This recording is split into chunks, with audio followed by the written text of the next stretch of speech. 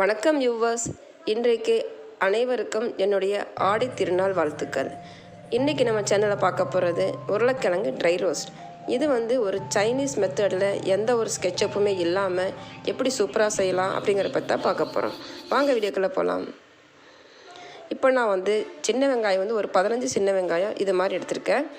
6 தக்காளி எடுத்துருக்குறேங்க. நீங்கள் சின்ன வெங்காயத்துக்கு பதிலாக ஒரு 2 பெரிய ஒரு மீடியம் சைஸ் வெங்காயம் கூட சேர்த்திக்கலாங்க. அதுக்கு தக்காளி நீங்கள் ஒன்று குறைச்சிக்கலாம். இப்போ இந்த டிஷ் செய்கிறக்கு தக்காளி ஒன்று தூக்கலாக இருந்துச்சுன்னா தான் உங்களுக்கு அந்த சைனீஸ் அந்த டைப்பில் உங்களுக்கு நல்லா கிடைக்கும். அதுக்காக நான் ஒன்று தூக்கலாக சேர்த்திருக்கேன். இப்போ அடுத்ததாக நம்ம உருளைக்கிழங்கு ஒரு 3 உருளைக்கிழங்கு நம்ம இது மாதிரி பாயில் பண்ணி எடுத்து வச்சுக்கலாங்க. ஒரு 80% உண்டான அளவு நீங்கள் பாயில் பண்ணிக்கோங்க.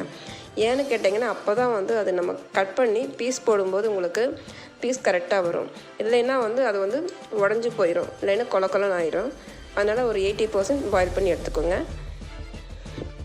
அடுத்ததாக நம்ம ஒரு பேன் வச்சுக்கலாங்க. அதில் ஒரு 3 டேபிள் ஸ்பூன் ஆயில் நம்ம சேர்த்திக்கலாம்.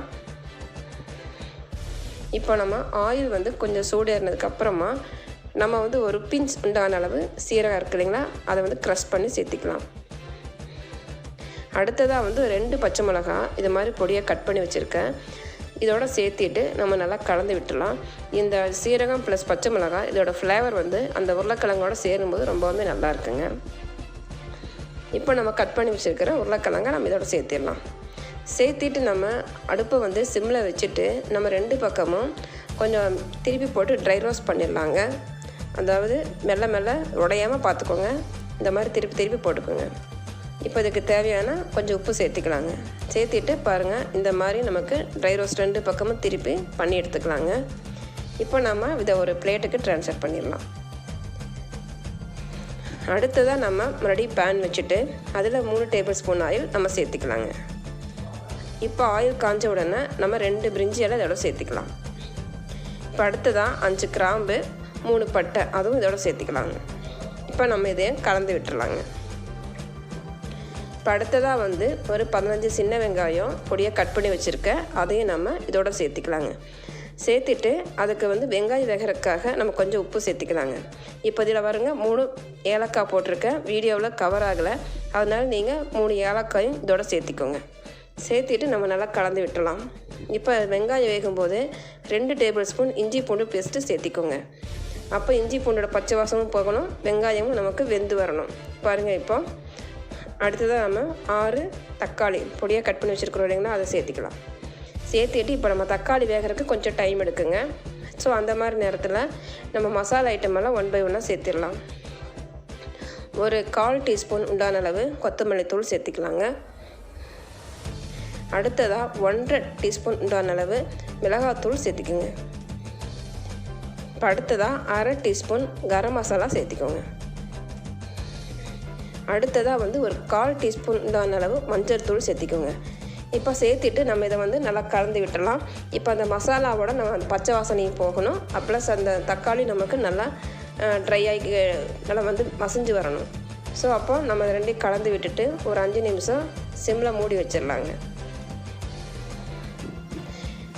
இப்போ நான் முதல்லையே கொஞ்சம் தக்காளி மசிச்சு விட்டுருக்கேன் பாருங்கள். ஸோ நமக்கு இந்த ஸ்ட்ரக்சர் இந்த டெக்ஸ்சர் நமக்கு கிடைக்கணும்.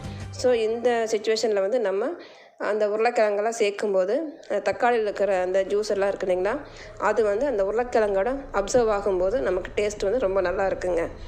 இப்போ நம்ம இது 2ஐயும் நல்லா கலந்து விட்டுடலாங்க. இப்போ நம்ம இதை கலந்து விட்டதுக்கப்புறமா எனக்கு கொஞ்சம் உப்பு கம்மியாக இருந்தது. அதனால் நம்ம இந்த ஸ்டேஜில் நான் கொஞ்சம் உப்பு சேர்த்திக்கிறேங்க.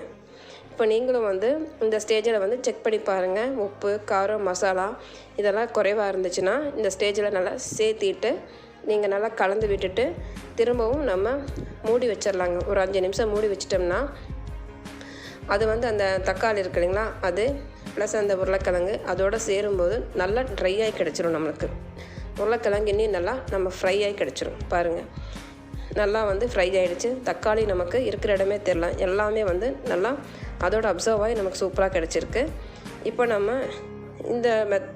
இதோட நம்ம 2 டேபிள் ஸ்பூன் சுகர் சேர்த்திக்கலாங்க. அடுத்ததாக நம்ம நெய் சேர்த்திக்கலாங்க. 2 டேபிள் ஸ்பூன் நெய் சேர்த்திக்கலாம். அடுத்ததாக கொத்தமல்லி தழை இதோட சேர்த்துக்கலாம். அவ்வளோதாங்க. இப்போ வந்து நான் வந்து சுகர் சேர்த்தும் பொழுது அந்த சைனீஸ் உண்டான டேஸ்ட் நமக்கு கிடச்சிரும். இதுக்கு நம்ம எந்த ஒரு ஸ்கெட்சப்போ எதுவுமே நம்ம சேர்க்கலை. ஸோ இந்த மாதிரி மெத்தடில் நீங்கள் செஞ்சு பாருங்கள். டேஸ்ட் ரொம்ப சூப்பராக இருக்கும். செஞ்சு பார்த்துட்டு உங்களோட கமெண்ட்ஸ் எங்களுக்கு அனுப்புங்க. இப்படி வீடியோவை இன்னொருத்துக்கு ஷேர் பண்ணுங்கள். சப்ஸ்கிரைப் பண்ணிவிடுங்க. Okay, thank you.